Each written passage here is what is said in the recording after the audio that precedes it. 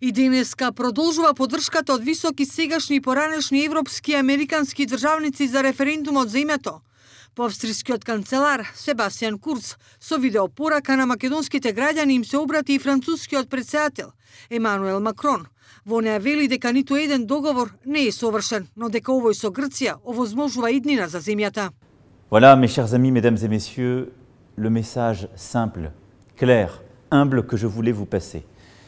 Je ne suis pas vous, et vous aurez à voter souverainement dans ce débat politique important pour votre pays. Vous aurez à choisir et à décider de modifier votre constitution ou non pour le rendre possible, à devenir la Macédoine du Nord que permet cet accord.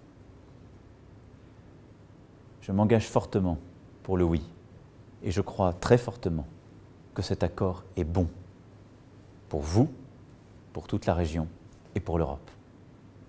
Je compte sur vous. И поранешниот висок представник на Европската Унија за надворешна политика Хавиер Солана со позитивен став за референдумот во колумна за Project Syndicate пишува дека ако преспанскиот договор биде прифатен, тој ќе врати надеж во регионот, бидејќи нуди одржлив модел за решавање на споровите на Балканот, но и на други места, а како пример ги наведува спорот меѓу Косово и Србија, како и политичките тензии во Босна и Херцеговина и Република Српска. Овој договор на страни со долгогодишен спор е инспирација за еден регион кој останува заплеткан во заглавени спорови околу етничките и националните идентитети. Балканот, и не само Балканот, има потреба од нов наратив врз основа на вистинските приоритети на народот, што е токму она што го предвидува преспанскиот договор. Ако неделата добро се заврши, односно ако биде прифатен договорот од страна на граѓаните во Македонија, тој ќе врати надеж за регионот. И додека пристигнува поддршката за референдумот однадвор, дома власта и опозицијата во жестока кавга за договорот со Грција.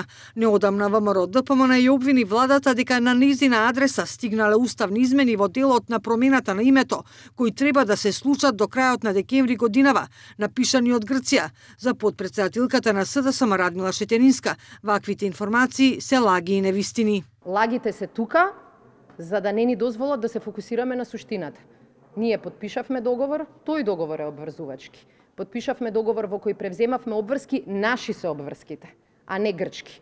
Јасно ставивме до знаење и ВМРО ДПМН тоа можеше да го чуе, дека работата на уставните измени ќе почне откако граѓаните ќе го кажат своето мислење. Подпредседателот на ВМРО ДПМН Александар Николовски за Еден ТВ изјави дека уставните измени биле напишани од Грција и преку нон-пейпер испратени до македонската влада, која ангажирала професор во пензија по уставно право само за да ги провери технички. Дури и амандманите на уставот не ги пишува Македонското собрание како што е редот, во постапка која што треба да почне после референдумот, туку веќе ги има напишано грчката влада, точно, ги има напишано грчката влада и ги има доставено и практично кога ќе почне тој процес, доколку почне, ќе биде само една глума и еден театар дека се прават амандмани кои што веќе се напишани, чија што содржина не ја знаеме, не се објавува во јавност. Наредната недела на 30 септември граѓаните ќе имаат можноста да се изјаснат на референдумското прашање дали сте за влез во НАТО и Европската Унија со прифаќање на договорот меѓу Република Македонија и Република Грција.